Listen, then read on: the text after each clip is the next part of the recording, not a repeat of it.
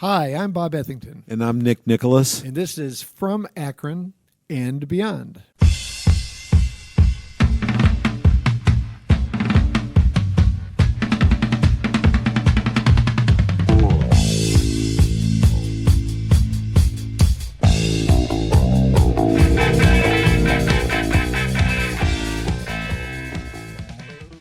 Well, hi, folks. We are very excited about this episode for a number of reasons. The first one, first of all, hi, Nick. How are you? Hey, good, man. It's like a homecoming today, with old friends.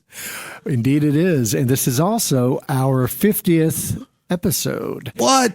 I know, 50 of them. And so we are going to celebrate that by having on three people who have been at the very top of our want list for the show. Absolutely. From the very beginning. I was seriously looking back on that first afternoon that Nick and I met over at his house, and we were kind of like, what's the show going to be? How are we going to do it? Is it live or is it taped, et cetera? What's the name of it? Yeah. What's the name of it? Exactly.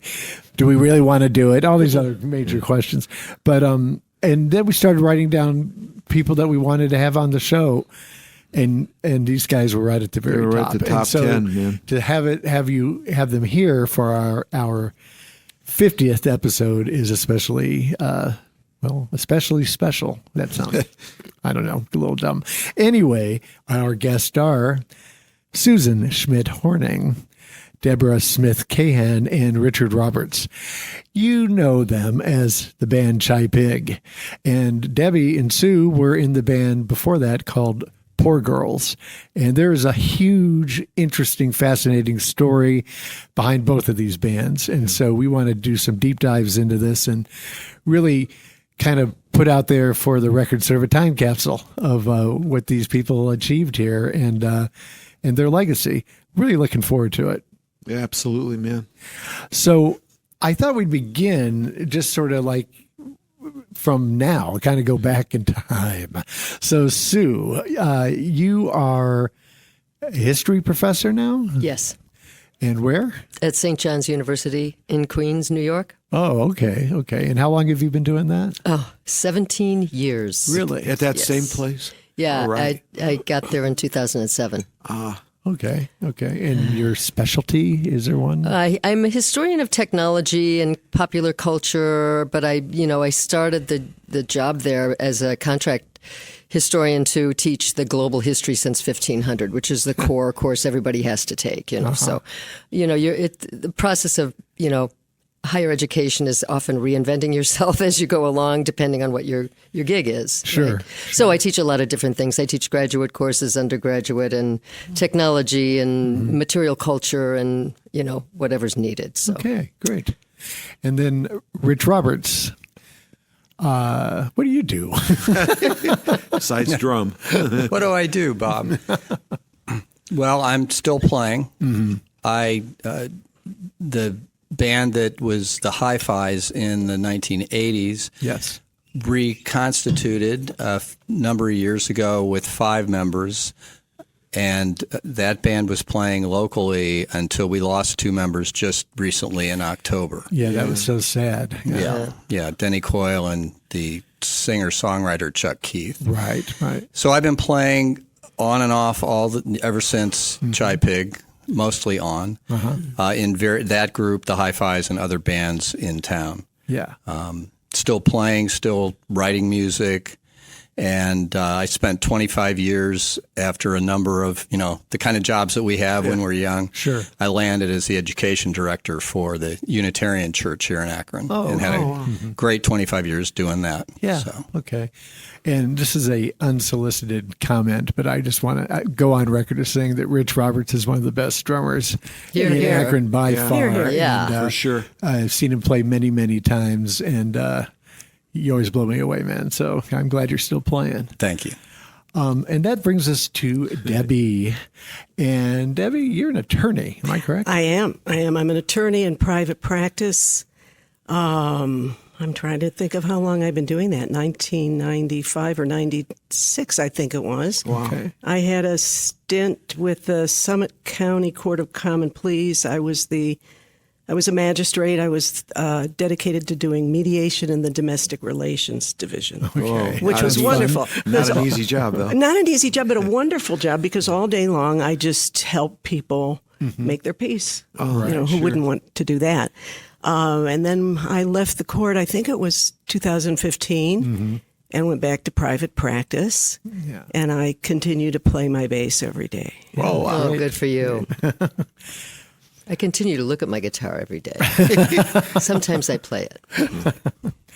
Well, speaking of playing instruments, so we'll begin with you, Sue. So going back into a long time ago, how did you, it's a very basic question, but how did you first get into music? Like what was it? Was it the radio? Was it something? Yeah, radio. I mean, my first memory of hearing, well, growing up, my mother had, Broadway soundtracks. And so I would hear things like The Sound of Music and My Fair Lady, and that's the kind of stuff that was played at home. And then hearing pop music. I mean, I still have all my 45s from way back when I had one of those boxes that you numbered them, and you cataloged them. Right. And I mean, I have I think number one is something like Exodus. The theme from Exodus by Ferranti and Teicher. And, I have... Timeless. Just lots of schlocky stuff. Of course, I have the Monster Mash, which is the picture cover, valuable things.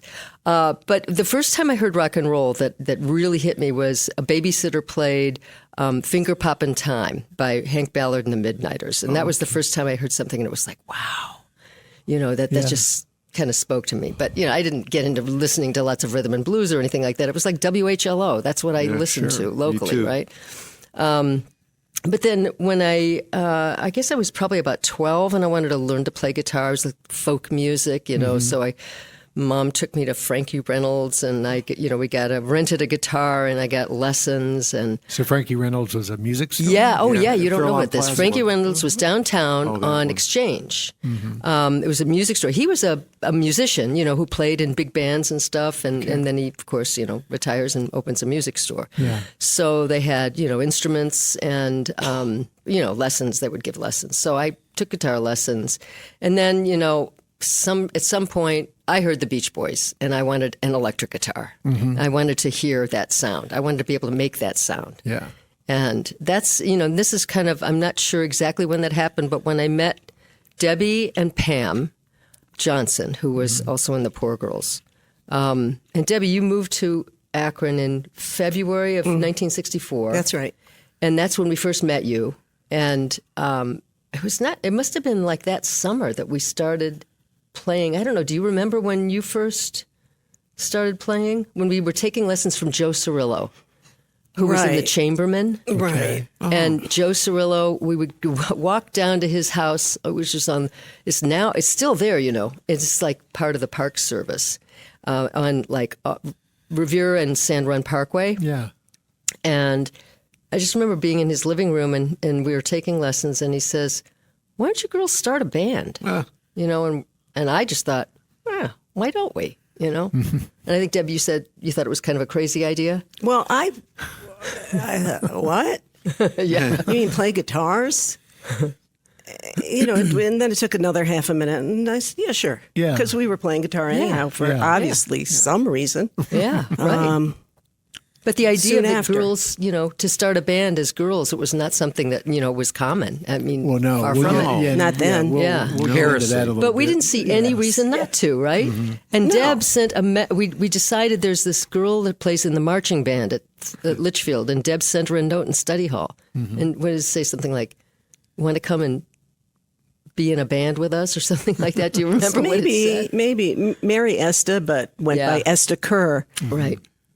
And was a little local talent known for playing drums. There was a picture in the Akron Beacon Journal of her when Gene Krupa played at Tangier, and she I was still Gene have that Krupa, picture. really.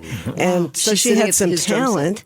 We didn't know anybody else to play drums, and I don't remember thinking it had to be a girl, but for some reason it had to be a girl, and it was her. Beautiful. Yeah. Now, how old were you when this happened? when we first started. So that was like we were 13. 13. Okay. 13, 14. And at the beginning, like the first time, I remember that our first time playing with her, she brought over her drums, her like big old green sparkle Slingerland drums, 30-inch bass drum, to Chance's house. Pam, we call her Chance. Okay. Debbie names her Chance. And this is like Thanksgiving weekend of 1965. And we just jammed on Wipeout and Pipeline. And we were a band. Yeah, Wow. right. And then shortly after that, we met this guy who became our manager, and he got us gigs, Rich Bedrick. And he was somebody who lived in Maple Heights, and he was just so devoted. He would literally get us, well, not only would he get us gigs, He's but still around, too. Yeah, he's I still see around. his name. From time I got the name. Oh, what?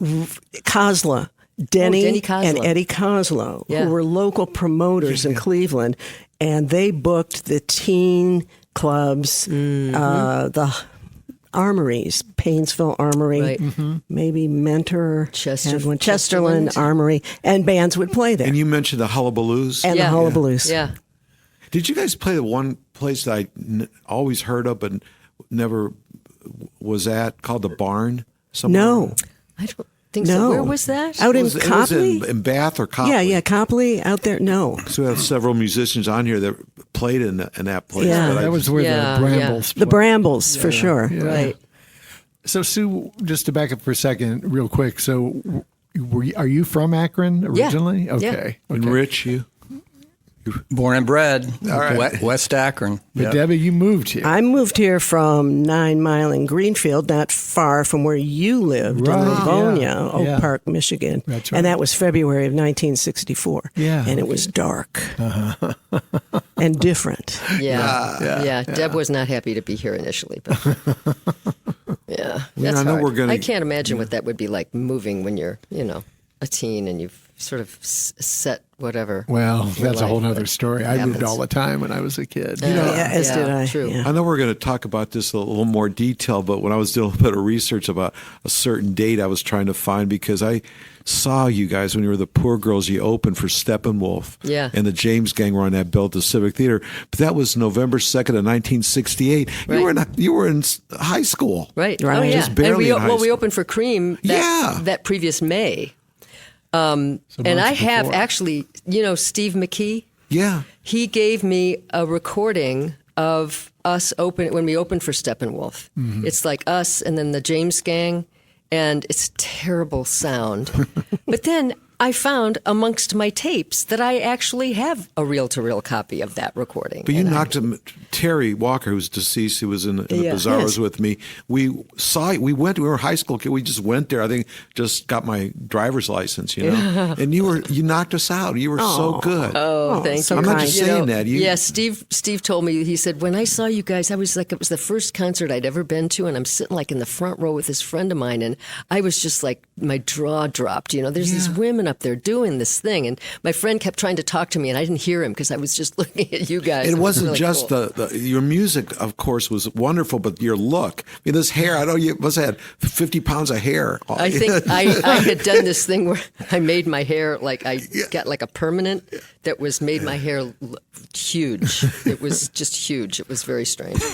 Well, I mean, okay, so we're moving into the realm of the Poor Girls now. Yeah, so right. let's, Stay there. let's get keep moving. So, one of the things that I think is so amazing about your band is that, I mean, there were all girl groups that you're usually singing groups, and Yes. to have a band that was everyone playing instruments are girls or women, and young women, and yes, and playing very well, and I mean, I just find that remarkable, and I mean, it seems like there's a historic significance to what you were doing. I mean, I don't want to overblow this too much, but I mean, you could not have many peers at that time. Well, oddly enough, I've been actually working on a book about this for several years now. So I've been researching it, and it started when I just looked. I Googled the Poor Girls to see if there was anything out there, and I found these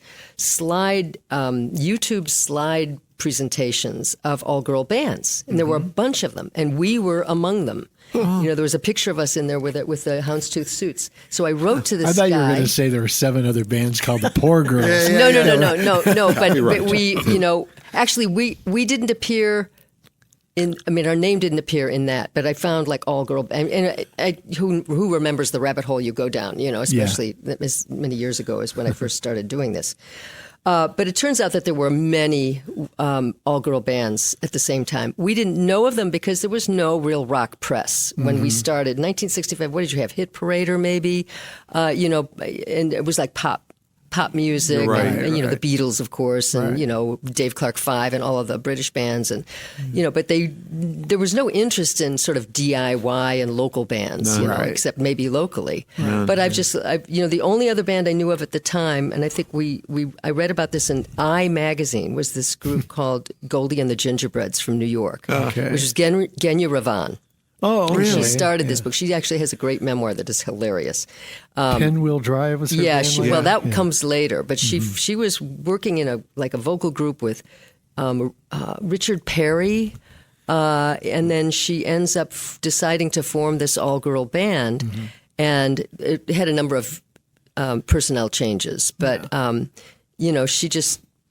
she started doing that, and they literally, and she has a great voice, but they played in some club in New York, and the guys from the Animals, I think it was the Animals manager, heard them, and they thought it was a soul band. They thought it was guys. Oh, wow. And then they brought them to England, and they toured like with the Stones and, people like that, and they did a song. They did the song, Can't You Hear My Heartbeat, that, Herman's Hermits did.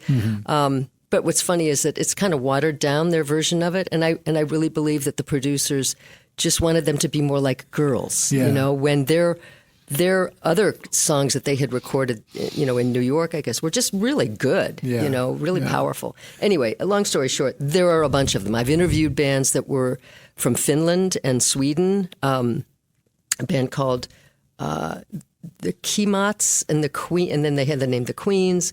Now I'm forgetting their names. Anyway, I've come across about 50 or so that existed in that period from about 1963 to 1969.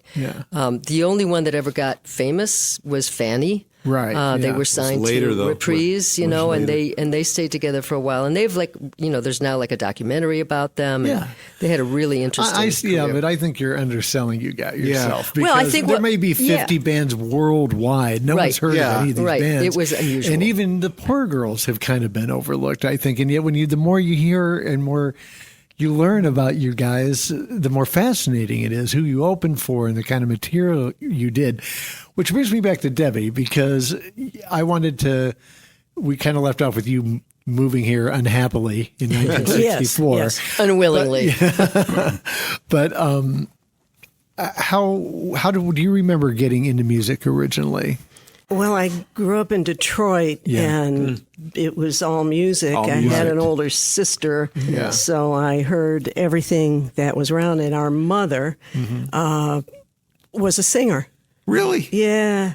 Selma had a great voice. Yeah, she had a wonderful voice. When she was just maybe 16, her cousin Sydney took her to the Fox Theater to audition for Warner Brothers, and she was auditioning for Bill Robinson, the dancer. Wow. Oh, wow. And they offered her a contract right there, and she said, I want to get out of my mother's house. I think I'll get married instead, which was, my good fortune and her loss. But she had a wonderful voice and was involved in theater. And Wow. And that, so I had a big music exposure, and then moved here, as you said, unhappily. And I apologize on behalf of Akron. well, and then getting into music, I think. I had been into dance when I was in Detroit, and not so much here. It was a different, finding a dance teacher was difficult, but music became such a wonderful way of integrating me into my environment. Sure. And I made friends with Sue, and Pam lived next door to me. Really? And then Esta, and music we were so involved in it, and really because of, I think, our management team, Jack Vopel and Rich Jack Bedrick. Vopel, And Jack's passed on, but Rich is still in Cleveland. And they helped promote us, and met them through my older sister, Cindy, who was a go-go dancer at a club in Cleveland, probably one of the Hullabaloos or whatever. And she said, hey, my kid's sister's got a band and you should listen to them, and they need some management. And she brought them down, and they heard us and said, at that point, the repertoire is probably, as you said, Wipeout, Pipeline, Little Black Egg. Little Black Egg. Our first gig, I remember playing Little Black Egg. Not Gloria? No, that was later. Yeah, later. And we actually opened for the Shadows of Night, too. Did you? At a club. Yes. And I'm still trying to remember where that place was, but I don't want to interrupt. So Rich and Jack were really hooked into Cleveland. Jack was our vocal coach. Yeah. And Rich did everything else. And they helped us develop a sense of dynamics musically. And I do remember not thinking it was unique, just thinking, well, this is what we do. We're just playing music, and it's okay. We'll be on Carson in 2 weeks, so this will all make sense then. Yeah. And you were started on guitar? Started on guitar. Right. There are photos somewhere of me playing bass on my Fender Stratocaster. It was in the Beacon Journal. There was they came and took pictures of us in March of 1966, and they did a little thing in the Akron Beacon Journal. Deb's playing a Stratocaster for bass. Yeah, it's difficult when you peak at 13. I know. I remember. Well, It's all downhill from there. Absolutely. Yeah. So what was the instrumentation? You always play guitar, Sue? Yeah, guitar, and Chance played rhythm. I played lead, and we had a kind of go back and forth, and I believe in study hall again, sending notes to each other. Well, I want to play lead.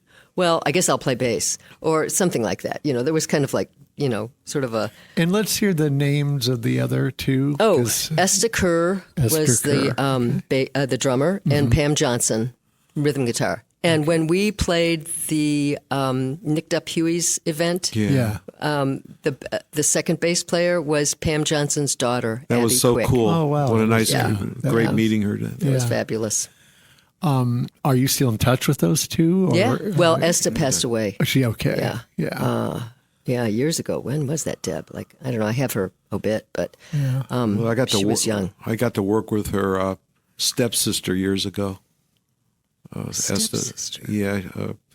Well, we'll go to that story, Okay. but she said that Esther was her stepsister, her father, another marriage. Yeah. Because her father remarried. Yeah.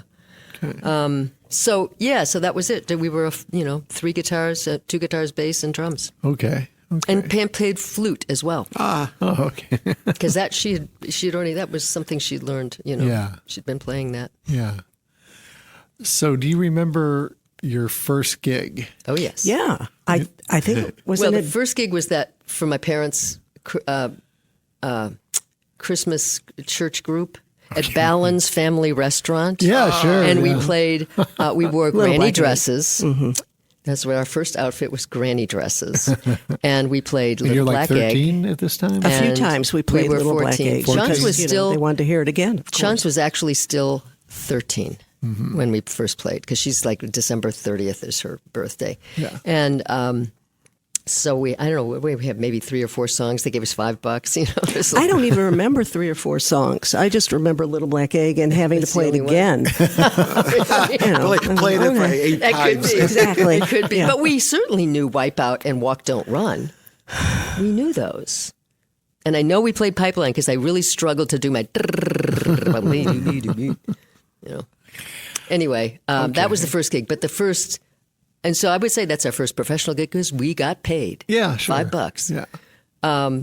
At the Outer Limits in Broomfield, Ohio. Okay, now let me make sure I have this straight. So you guys have a manager at this point already? Yeah. Okay. Pretty cool. Yeah. And I think the Outer Limits was You're the pretty first, savvy for 14-year-olds. We were lucky that this guy came to us thanks to Cindy, Yeah. I mean, it was really kind of serendipity. We didn't know to go out and find a manager. Right. I don't, things just kind of happened. Yeah. Yeah. And then there But was that had to help because when you're 14-year-old, sure, we didn't know what to do. Of course. girls, And when I I mean, think of it- you're not going to know how to do any of this. And when I think of it now, sure, there were teen clubs and things like that, but there was a club in the basement of the Statler Hilton downtown Cleveland called Otto's Grotto, Right. Oh, I heard and about it that. was the hip club. It was the Studio 54 at the time, and we got over the summer 2 weeks. 2 continuous weeks a Really? few times, and that our parents would let us stay in Cleveland and play at this bar. It was kind of a discotheque. Outrageous to think of. Yeah. You know. Yeah. I mean, there was one night when we were playing there. Irresponsible. I mean, Bad parenting. The first time we played there, I think, was in '67. I have, the reason that this project that I embarked upon is because Rich said, I have all of the papers and stuff from when you guys were a band. So he has this archive.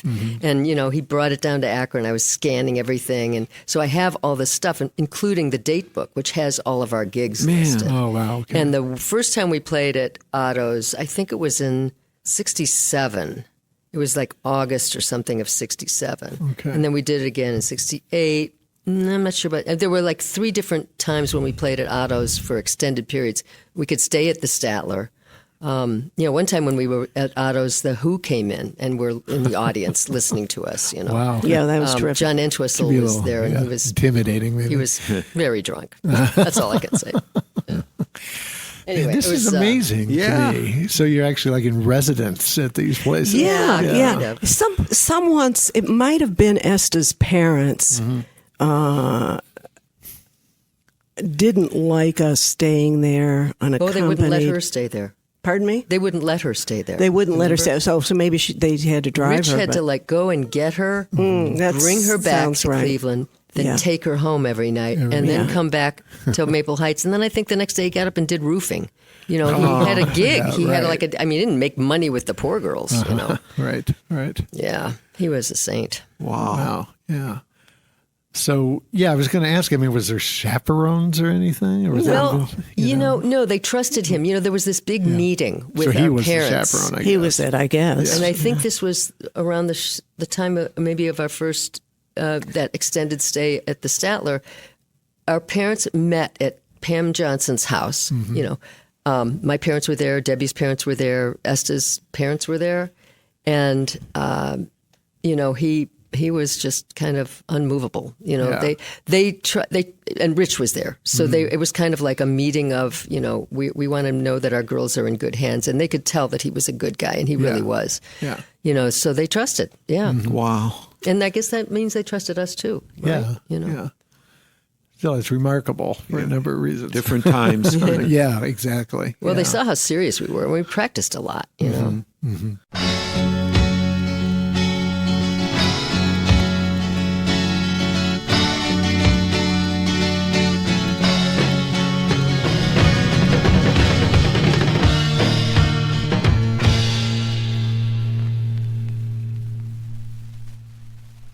This is From Akron and Beyond. I'm Bob Ethington with my co-host Nick Nicholas, and we are talking with Sue Schmidt, Debbie Smith, Rich Roberts. I'm giving the old school official showbiz names here.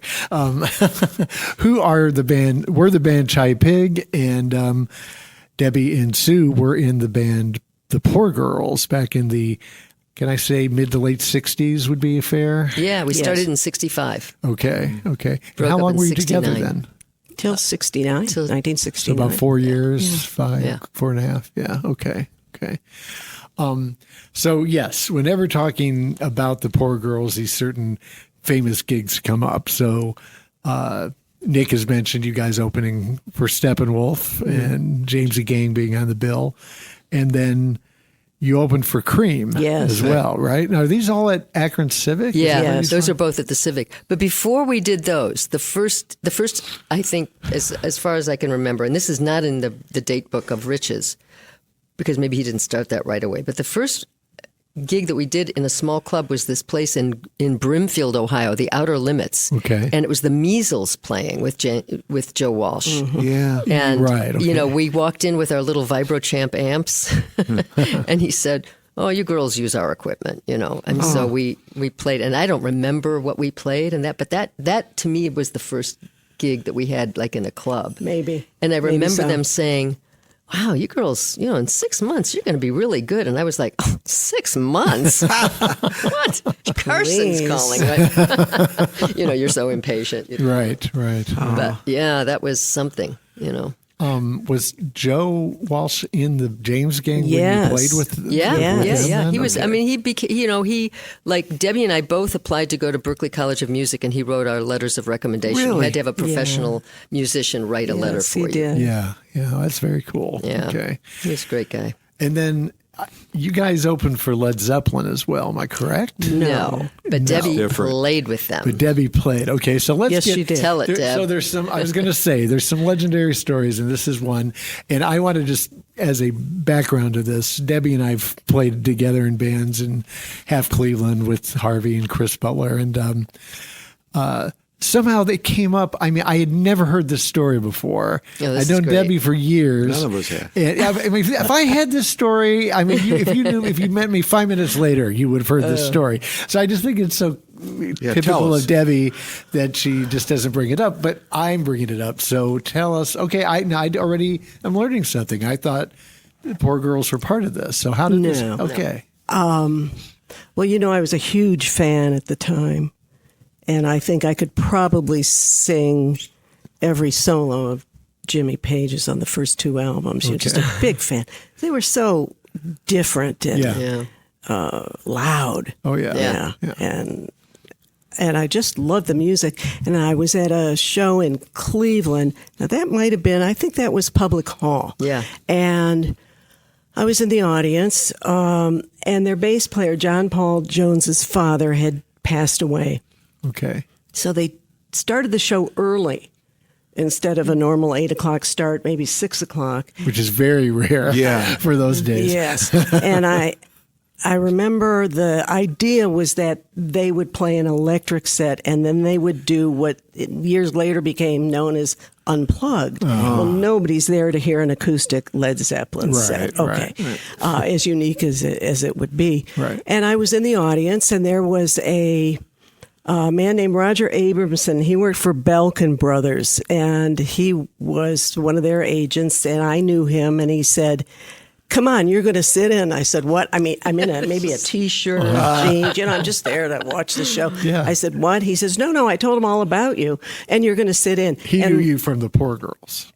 He knew. Well, he was a friend of Cindy's. Yeah, he was a Okay. friend of my sister's, Okay. and he knew I was a musician. And I think prior to that, he knew that I had gone to New York because Eddie Kramer had asked me, was building Electric Lady Studios. Yeah. And back then they had house session musicians. And he said, "Well, you can come and be the house bass player." And I said, "Thank you, I will." And my now husband, Andy Cahan, Yes. drove me in his Volkswagen van to New York with my bass and whatever else. We made it to Youngstown. The van broke down. But then we made it on, and went God, to I New York. don't know this. And then, so I was back, I guess, from that experience. And Roger had known about that. And that's why he said, "I told them all about you, and you're going to sit in." Because Eddie Kramer was also their recording right. engineer, in addition to Jimi Hendrix's and others. Yeah. So literally, I said, "Well, okay." I knew the material, and I was blessed at the time with great ears. Yeah. So if I'd heard a song, I could play it. Wow. Even if I just could play it. Yeah. He literally just walked me from my seat up the stage, behind the curtain. They put his bass on me and pushed me out. And I was in the played with audience. Led I saw Zeppelin. this. Did you? I saw this. But they almost immediately unplugged her because you were plugged in. Well- and the roadie came up and it was like, what's going on here? I Well- don't think he really had cleared it. I don't think I got asked to finish the tour with them. But it was a wonderful experience Oh, no having kidding. done that. So, Courage, Amazing. So do you Yeah. remember what songs you? No, it was some kind of an acoustic, probably traditional English music jam. Oh. Because it like, was okay, I just, got this. Yeah. I mean, because the drummer wasn't playing, right? It was just Robert Plant singing and Jimmy Page playing guitar and you. Or maybe It's a I long don't time know. ago. You know, that part I don't remember, but I do remember being on that stage, and it was like, yeah. Go And I was at the Rock Hall a number of But years you must ago. have finished the gig then. I mean, because John Paul Jones is split. He right? was gone. Yeah. He was gone. Yeah. So I guess they played on. Yeah. Yeah. Or shortly after stopped. But at the Rock Hall, I had taken friends from out of town there, and we were looking in the bookstore, and I said, "Oh, here's a book on Led Zeppelin," and sure enough, there's mention of that in the book. Really? Led Zeppelin. Oh, my God. Yeah. It's just- I've not that I was checking on you, Debbie, but I did one time come across online, Led Zeppelin's one of those bands that has these fervent maniac fans that document every single Right. gig and everything Yes, else. there are those. And I did Yeah. find that Yeah. gig. and So they that were was talking a about it, thrill. yeah. Well, Yeah. my memory of Led Zeppelin and Deb and me, we were in New York together, and we were at the Cafe Wah. And we were sitting at a table, and I just remember Robert Plant coming up and giving you a back rub. Well, I still remember that. He And did that you to kind all of the had this look in your guys. face, Perhaps like all of a sudden it was like, I don't think so. I could swear. And then I do remember going back to an apartment with Eddie Yeah, we went to Kramer Eddie Kramer's apartment and John after Paul that. Jones, and they started snorting coke, and we left. I don't remember the Coke part. I do. I remember maybe Roger Earl was there as well. He was a drummer who played, Yeah, and for I think Foghat. still plays with Foghat. Yeah. Okay. But these are amazing Yeah, stories. I'm trying to wrap my head around them because, for one thing, being young women in the orbit of Led Zeppelin, you're halfway lucky you escaped. Still in high school. I mean, We- the that stories we had about Led graduated Zeppelin by that have then. come out over the years are, But here's the Kinda picture, ugly. Bob and Nick. yeah.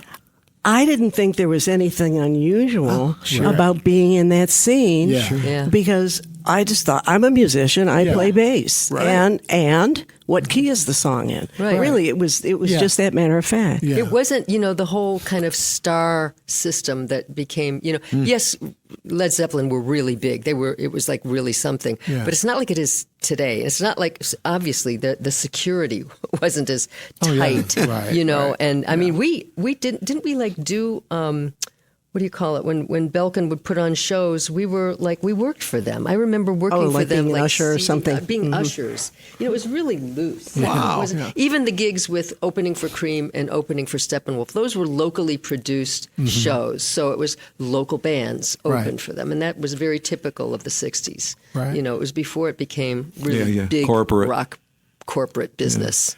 Now, one thing that I was very interested to realize, I don't know, I guess somehow when I'd heard who you guys had opened for, bands like Steppenwolf and Cream and, not Zeppelin, but whatever.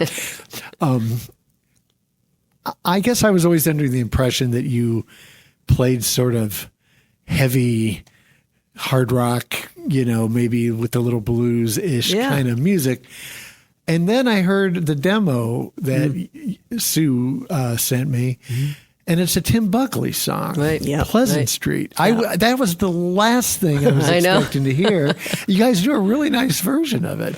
Well, thank you. And I was that was not what I was expecting. Yeah. So And then did you listen to I Call Your Name? Did I send you all of them? No. So we did 2 demos. One was at Cleveland Recording. Yeah. And this was in spring of 1968, and then one at Audio Recording. We did 2 different versions, in 2 different keys of Pleasant Street. Okay. But we also did a song by the Moody Blues, True Story. Okay. And I Call Your Name, the Beatles song. And we had the one thing that Poor Girls really had that was different was we had good vocal harmony. All of us sang. Oh, yeah. So we did 4-part harmonies. Well, send me those other songs. But, We'll include that in sure, the okay. program, yeah. I thought I'd sent them all. But the recording of us when we opened for Steppenwolf, we're doing what was that song? You Don't Love Me, which was a blues song, and we do Piece of My Heart, and we do a Traffic song, Heaven Is in Your Mind. Okay, Is that one the one? Maybe it's not that. Smiling Faces.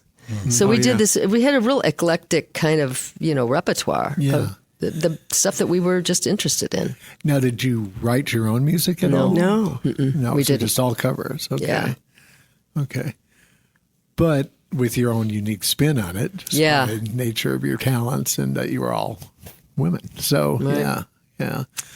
What an amazing story. So, Yeah. and you played a lot of gigs then. A lot. Yeah, A a lot. lot. Usually. That was something every else. That weekend. was a misapprehension on my part. I guess I figured, they played, 10 times or something. Weekends, You guys- weekends and summers, because Yeah. we were in school. Yeah. Had to keep our grades up, of course. And Was there we union played. stuff at all? Yes. Yeah. Union. I remember. Oh yeah, we were the youngest members of the union, Were you? musicians. I bet you were. Yeah. Yes. and not to mention probably among the few women who were Yeah. members. Because Yeah. at that point, the union guys were, ex big band people, Yeah, or, yeah. lounge acts and that kind of thing. We had to join when we got our Mercury contract. We became union members. right. But we were like 26, 27. when that Yeah. happened. But it was a requirement then to Yeah. play. The clubs had an arrangement that Right, they had to, hire union musicians. Sure. Yeah. Had I to pay think your that all dues. kind of went. Yep. Yeah. Yeah. Yeah. So, so you play a lot of gigs. You're playing virtually residences at certain places in Cleveland or whatever. How far out did you get? Well, you said you played New York? Not the poor Not girls. the poor girls. Oh, not the Just poor girls. Cleveland. Southern and those- Ohio. We yeah, played down Northern in Ohio. Millersburg. Millersburg. Amish so country. in this Amish country, totally Amish country. Always a and it was in this destination for theater. bands. Do you remember this? This was a They paid you theater. in cheese. And we're playing in the stage. It's like the Civic Theater, but not quite so elaborate. It's a basic movie theater, I think. And we're playing, and the kids are all sitting in these seats. Yeah. They're not dancing or anything. They're just sitting in these seats. And in the backstage, for some reason, it was like there were all these potatoes. I don't. It was probably a farmer's market. Yeah, it was when weird. Somebody it was wasn't a storing showcase. potatoes in the backstage of this theater. And I remember driving to that gig, and there were all these signs that was like, prepare to meet your maker, Oh, yeah, sure, and right. Burma shave and all that. But the poor girls did have to have a police escort out of Lodi. Oh, yeah. What? Yes, yes. Tell us that. Because, well, we were at sound check, yeah. and Girls were jealous. yeah, there was jealousy. I'm like, jealousy? Because We're their just boys' the friends band. were looking at us. And that was when the fluorescent light Fell on our Esther. drummer Yeah. Whoa. during sound check. Okay. So they whisked her off to whatever was the closest doctor or Oh. veterinarian, considering it was Lodi, yeah, for medical attention. And then I remember there was a fight because Yeah. the go-go dancers Right. got angry. We used their Oh, that's right, their tables risers? for our speakers. No. Yeah, for the sound system. We and displaced those were them. their tables. And that was fighting words in Lodi. Yep. Yeah. Police escort out of Lodi. Well, didn't somebody come up and they were going to slug you? And Cindy, My sister, Kept them always from my doing it? protector, God Yeah. bless her, yeah, said, nah, not going gonna to hit happen. my sister. she was great. Man. Yeah. I didn't realize things got so wild with you. Yes, Yeah. yeah. She had music. You had violence. You had everything. It was rock and The roll. whole thing's like, give me shelter. Really, really. The knife came out later.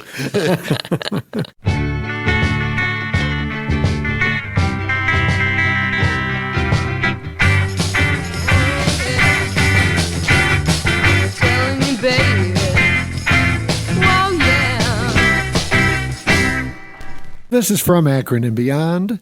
And our guests are Sue Schmidt, Rich Roberts, and Debbie Smith. They are Chai Pig, and Debbie and Sue were in the band The Poor Girls. And we want to cover a couple more quick things about The Poor Girls here. There's too much material here, Nick, for just one episode. Oh, I think we should have a double. Yeah, so we will make this a two-parter. Multi-volume. One of our very special. The encyclopedia That's of our right. lives. One of our very special two-parter episodes.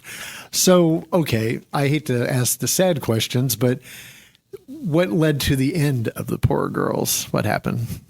Chance didn't want to do it anymore. Okay. Esta was having some serious mental problems. Okay. Debbie and I continued to play together. Mm-hmm, we would drive up to Cleveland and play. We were playing with Tom Schuster, who was in the Tiffany Shade.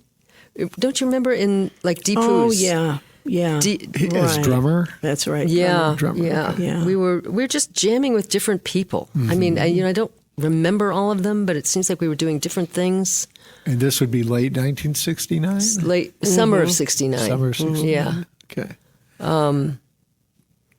You're sort of trying to pick it up Yeah. with different players. Right. Yeah. Yeah. Right. Yeah. Right. But, yeah. And then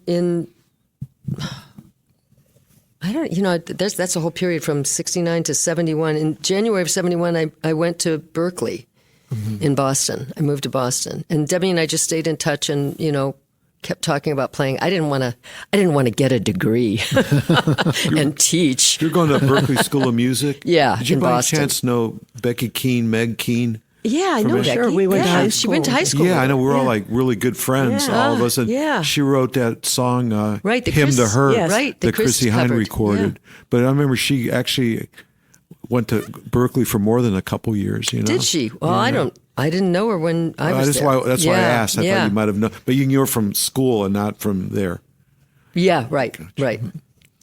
And then I came back in '72, and that's when we started.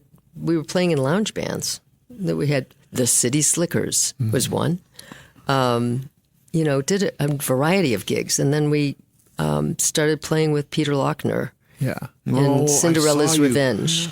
with that. Was the first one, and then and that was with Eric Ritz on drums, and then we played. There was a time when we stopped playing with him, and then we started again, and it was Friction. I don't remember how that that segue, but Anton Fear was our drummer. Okay, wow. Wow, Both I of them long. I are saw you, gone, I think, in sadly. 77 or 78 in Friction. It would have been '76 because Well, Peter okay. died in July of all right, '77 at the Pirates Yeah. Cove. Right, right. Wow. That was a We'll great.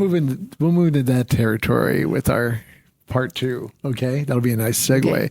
But I did want to just ask the more direct question of, so when the Poor Girls ends, it sounds like Debbie and Sue, you guys were kept in contact. So it was always kind of like it wasn't over. You were still going to be doing something. Yeah. I mean, was there sadness about the band ending? Did you feel like there was unfinished business, or did it feel like it had come to a natural end?